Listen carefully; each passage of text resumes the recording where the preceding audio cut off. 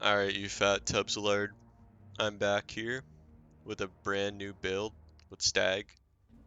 I'm on a dog shit headset mic because I'm holding my reading week, but I have to make this video because this build is probably the best Strand Warlock build in the game.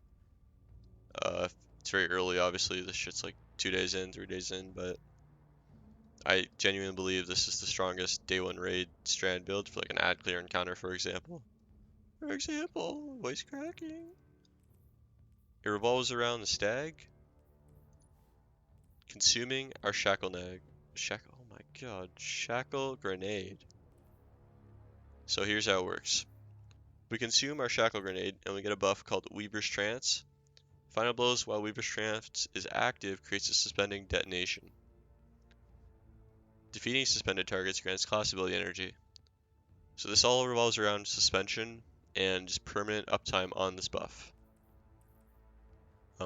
These two mods here, so picking up an orb grants Woven Mail. Woven Mail is 60% DR, Stag gives 25% DR just for standing in it, so you have a lot of DR in this build on top of 100 resil. And then while you have Woven Mail from picking up an orb, you create tangles with final blows. So just more ad clear, more CC, and you get more procs of this final perk, which is generation. Dealing damage generates grenade energy. Very clever naming there from Bungie, just generation of grenade energy. So getting into the weapons I use for this, this could be anything utility-wise, Arbalest, Witherhoard. If you want Izzy to one-shot something, that could be an option. Whatever you need here. It can be exotic, could be a Riptide. I'll just flex this real quick. Could be a Riptide with one of these perks. Succession or Heritage, obviously both insane good too. In this middle slot here, I recommend you need some sort of burst damage in this build, because you don't have it in your heavy slot, and you don't have it here. So for burst damage, I'd recommend a Slug, or like a Zealot, or a Cartesian, something like that. A Truth Teller even, but it's not really as good on this build, but some sort of burst damage in one of these two slots, some sort of utility in one of these two slots. Like you could do Blinding and Fusion, for example. And then the last slot, a Machine Gun, ideally Void with Demo. Demo is insane for this build just to give you so much uptime, so I recommend that. Adrenaline Junkie is fine, but this doesn't even matter. Like this could be one for all, be good too.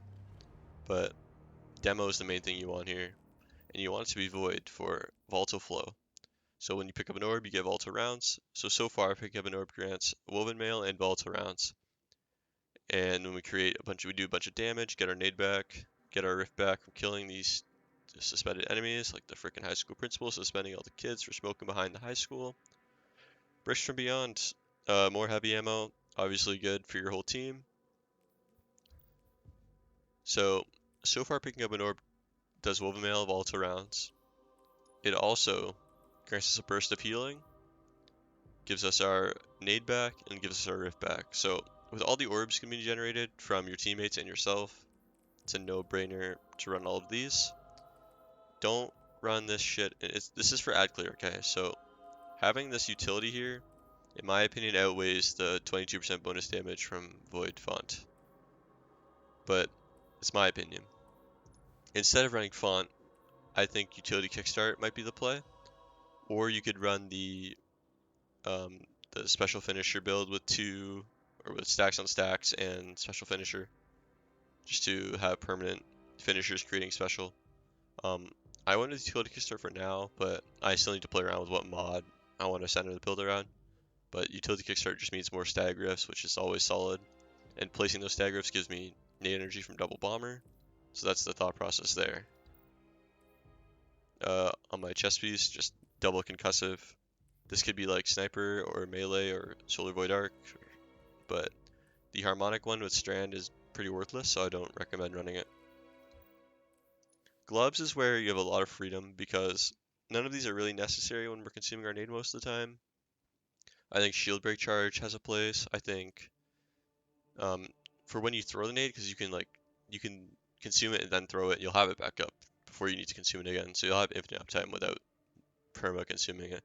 So having shit like bolstering detonation, firepower, and I can't play with fastball, but fastball, These are all solid mods to have.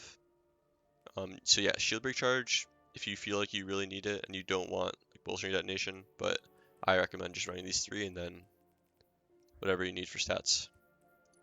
On the helmet, you need Void Siphon to create orbs, and you create a lot of orbs with this build. A heavy ammo, scout, and finder for your team. If you're solo, you can leave finder on and put on like another. You can put on ashes, you can put on another Void Siphon for more super regen on the orbs. If you're running a different secondary, you want it like say solar resist or solar siphon, you can do that. But in general, you just want Void Siphon, heavy ammo finder, and then scout or solo perk. So the flow of the build, to reiterate, consume your shackle nade, pick up an orb, you get volatile flow, you get woven mail, you kill enemies. Killing enemies gives green energy, or dealing damage generates green energy. Defeating those suspended targets grants class abilities. You get your stag back, you get your nade back.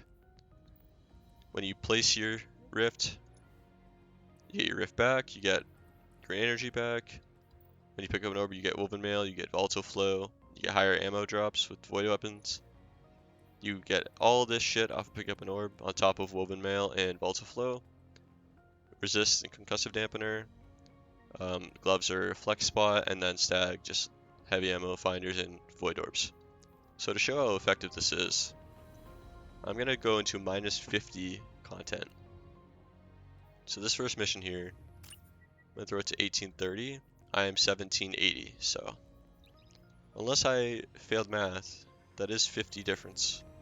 So my stag is 1600, the rest are like above 1790, but I'm 1780 total.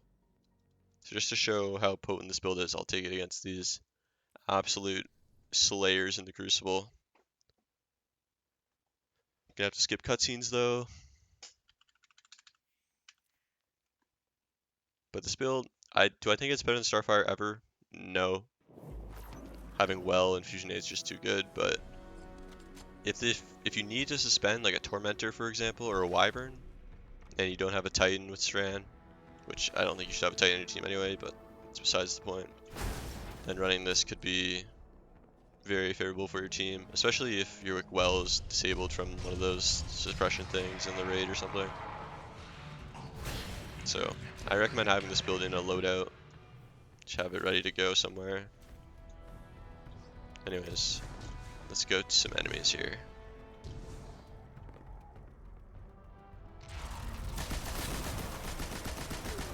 So I'm gonna consume my nade here. If I kill this Legionnaire, okay, absorb first. So now I have insane DR, so let's just tank something quick. This is minus 50. It's just a Scion shooting me though. Can someone else shoot me? I'm taking no damage. Anyways, so let's kill the Scion in the back. Suspends everything, kills everything. My nades are already back up. So there should be a barrier that spawns here, if I remember correctly. So I'm gonna consume my nade.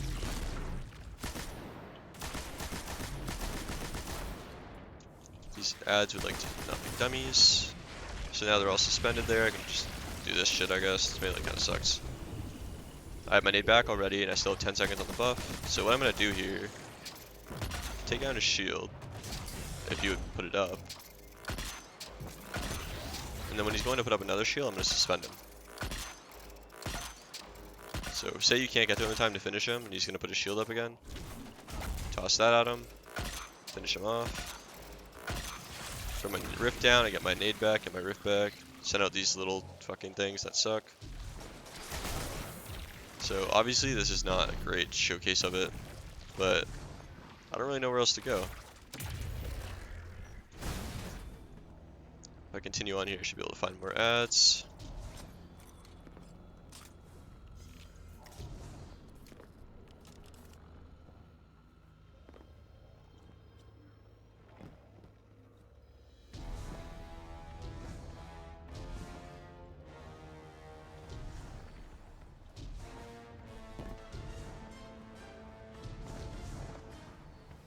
Okay, this mission actually sucks. Here we go. So, consume our nade. Suspended. He just sits there. He just chills. He's vibing. And then if I get this kill, Oh, he's not suspended anymore, but you get a huge chunk of Rift energy back. I think it's a third, if I remember correctly. I think there's a cooldown on the nade regen, but it's like a third. So I have Weaver's chance for 5 more seconds and my nade's back up. So if I kill this guy, oh, he ran away from his team. See my nade. Alright, well, there's no ads in this fucking mission, but... Oh my god, he clapped me. But I guess that's what I'm trying to say is that even in the most difficult content, this build is very strong. The main thing it lacks is burst damage, which is why you need either a teammate with you in like a day 1 raid, if you're in a team of 2 with a teammate split off somewhere, if they're on a fusion nade, or if they have like a rocket on or something, it'd be a big help. Champions, barriers with Arbos are done for, it's no problem. Unstoppable, you have the suspension, so that stuns unstoppables. And you can also just chain the suspension so that they can't put their barrier back up. Overloads, I fucking hate overloads, but hopefully your teammate can deal with those with an SMG or something if they're dumb. But yeah, that's the build. You have infinite nades, infinite rifts. You suspend everything like the high school principle. And yeah, you just have insane crowd control. You have insane damage resist. I didn't even talk about the super, but I mean, it's kind of dog shit. I wish they got the one that you're supposed to get with like turning into a spider or whatever, but yeah, the super is just a bonus for, I mean, there's your burst damage, I guess, but yeah, that's the kit. That's the build. I'm gonna work on it over the next few days, but will I bring it into day 1 raid? Probably not. Probably just bringing in Starfire, but it's something to consider having ready just in case. So, thanks for watching. Fuck this DLC, it's dog shit.